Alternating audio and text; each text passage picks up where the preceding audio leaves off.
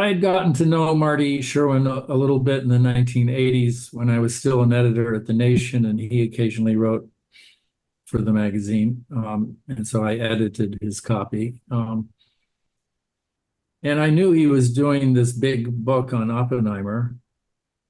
And, by the late 90s, everyone was wondering whether it was ever going to be published.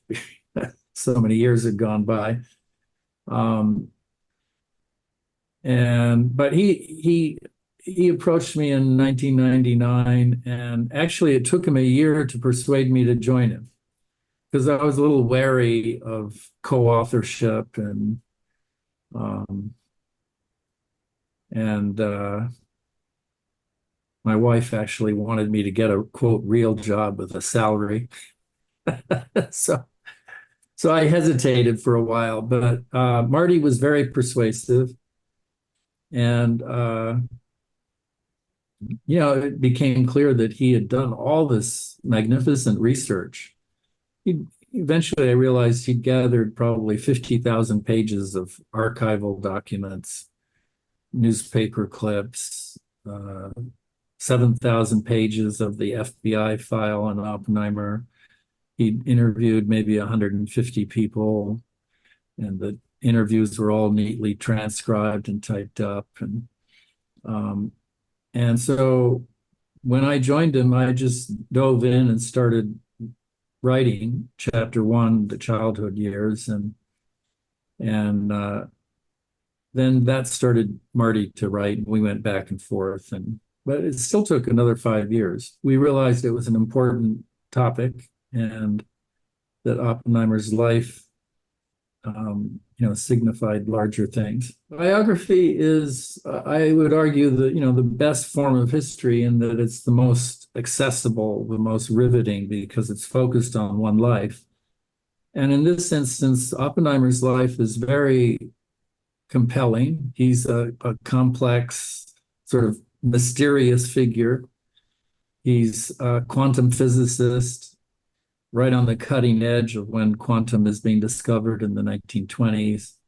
But he's also someone who writes poetry and loves the novels of Ernest Hemingway, and he acquired in the 1930s an interest in Hindu mysticism and the Hindu scriptures. So he learned Sanskrit so that he could read the Gita in the original.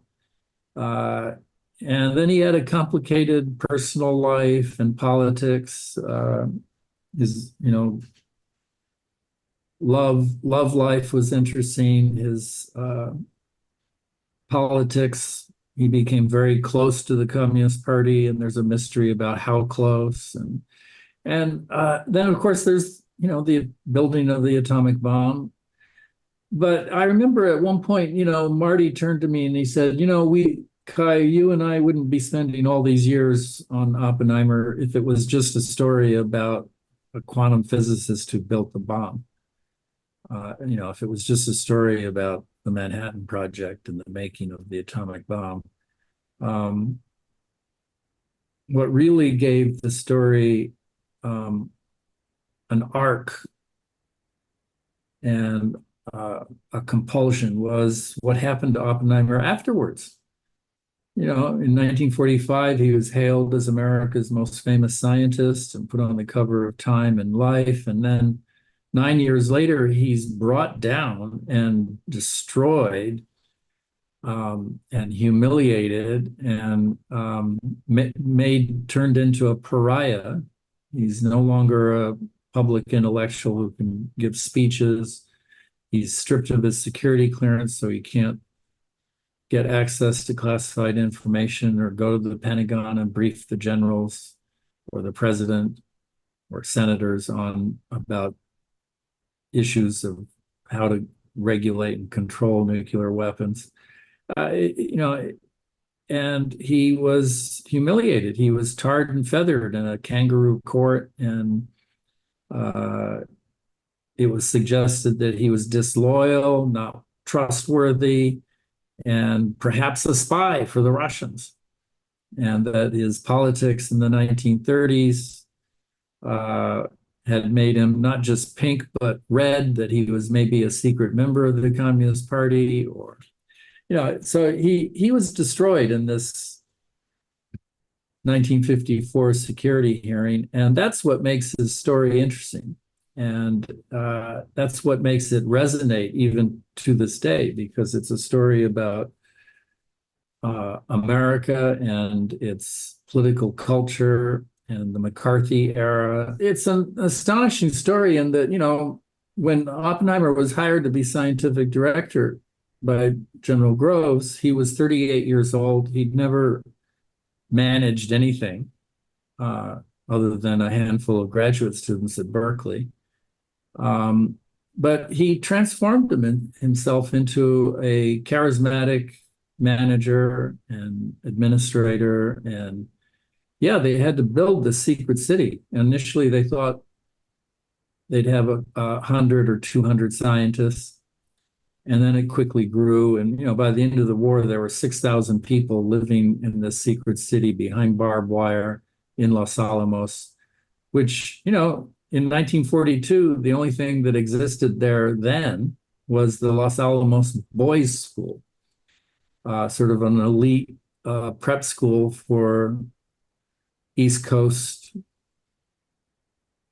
rich boys. And they took over the school and then began to build this city, well, small town all around it.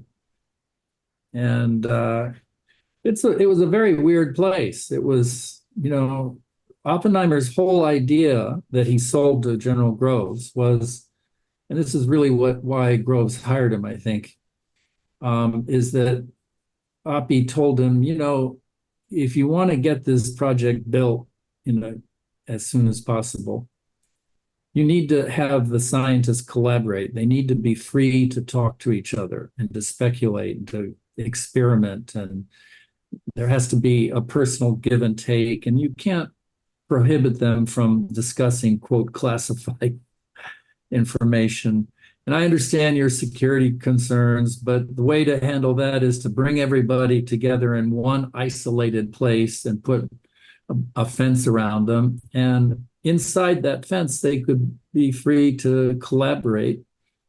And it was, so Groves liked that idea. He was sold on that. Well, Oppie sold him on a particular location too. He had Los Alamos in mind because that was just 40 miles down the road from his own ranch that he loved in New Mexico, where he spent every summer, horseback riding. But it was a very weird little town. It still is. If you go to Los Alamos today, it's a very strange place. It's still only about 12,000 people. One of the highest per capita incomes in the country because they're all PhD scientists. But it's a very strange place. And it was a strange place in 1945. But Oppenheimer made it work. He was very charismatic. He persuaded these people, these very big egoed scientists, to work hard, but also to play hard. And he hosted parties and mixed his famous potent martinis and inspired people to be creative. Oppenheimer didn't have time to keep a diary during the war years. We have his correspondence, and we have Kitty's correspondence. So, for instance, right after Hiroshima and Nagasaki, and the euphoria that the gadget had worked and that it had been used in combat and was clearly, a scientific achievement. Well, we know from Kitty Oppenheimer's personal letters to a friend that Robert plunged into a deep depression within days, and she feared for his life. He was, in such a black mood. This is a man who was very capable of working hard to make this gadget work, to solve all the scientific and engineering problems associated with its um, invention. And at the same time, he was worrying about those poor little people who were going to be killed, largely civilians, women, and children, in a Japanese city because there was no military target large enough to demonstrate this weapon. But he had a very complicated rationale for nevertheless plunging ahead, which was that you couldn't stop science. You couldn't stop people, human beings, from figuring out the physical world around them, and in this case, figuring out the atom. And it, you know, he knew from 1939 forward that fission had been discovered, and therefore a bomb was a theoretical possibility, a big bomb. So he knew that it was going to happen, and he feared that the German scientists were going to get it first. So this is his motivation in the first instance, is to make sure that the Americans have this weapon before the Germans do, and fascism is defeated. But in the second instance, he had convinced himself that because this was all inevitable, the bomb was, the atomic age was upon us, it was important that the power and the awfulness, the terribleness of this weapon be demonstrated in this war. Because if it was not, then people wouldn't understand how bad it was. It just, it wouldn't register.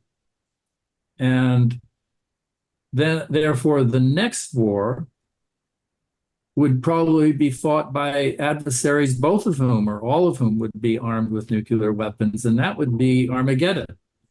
So Oppenheimer used this rationale to persuade his scientists, actually in the spring of 1945, to continue working hard on the project when they all realized that the Germans were defeated and Hitler was dead. Why continue? Well, they spent the next, 2 months working furiously to build and test the gadget at Trinity, and they were persuaded to do this by Oppenheimer using this argument that it had to be demonstrated in this war. The book was published in 2005, and the following spring of 2006, I told Marty, we've gotten a lot of great reviews, and it's a big fat 720-page text, but I suggested to Marty that we might possibly be a candidate for the Pulitzer in 2006, and Marty was very dismissive. He said, "Oh, Kai, you're such a foolish optimist." So he had a very skeptical attitude towards it. So when it actually happened, you just get a phone call at 3 p.m. from your editor, and they're very excited. And I turned around and called my wife, and she didn't believe me. She thought I was pulling a prank on her. So she hung up on me and went and looked on the news to confirm it. But no, Marty was very pleased. And, my major regret about the Oppenheimer film at the moment is the fact that Marty is no longer with us. He died in October 21, just 2 weeks after learning that Christopher Nolan had signed on to do the film. So Marty is gone, and he never had a chance to see the film. And so that makes me very sad. But we had several meetings, and then in February of 2022, just before he started filming, he finally was prepared to share with me the script. And so I met him in New York and was ushered into a Greenwich Village hotel room, and he gave me the script and said, "Take as long as you need to read it. I'll be waiting for you downstairs." And it took me 4 hours, almost 4 hours, to read this script. It was very long. And it's a brilliant piece of writing. And he manages to sort of cram into this 3-hour movie really all the highlights of Oppenheimer's life and capture his personality and his intensity. And it's the real miracle for this Hollywood director is that he managed to do a film that is really pretty almost wholly accurate. He was asking me to read the script really at the last minute just to make sure that there were no egregious historical errors in the script, and there were none. He makes up imaginary conversations between Oppenheimer and Einstein, but they're not improbable. They're plausible. They were friends, and then there were whole pieces of the screenplay that I could recognize, that took lines or whole paragraphs right out of the book. So I was just stunned by the result, and I was on the film set in Los Alamos at one point, so I saw some of it in the making. But when I finally saw the film, it was about 6 weeks before its ultimate release, and Nolan flew me out to LA, and the next morning at 10 a.m., he walked me into an absolutely empty IMAX theater and sat me right down in the middle, his favorite seat in the theater, and then walked away and sat at the end of the aisle and gave me the privacy to see this film all by myself for the first time. And, it's a different medium. It's a different form of art. But he took the biography and transformed it. And I just think it's brilliant. And I was very moved emotionally. And I kept thinking, as I was watching one scene after another, I kept wondering, well, what would Marty have thought of this scene or that, or how it was played? And but he's not here with us, but I think he would have been delighted.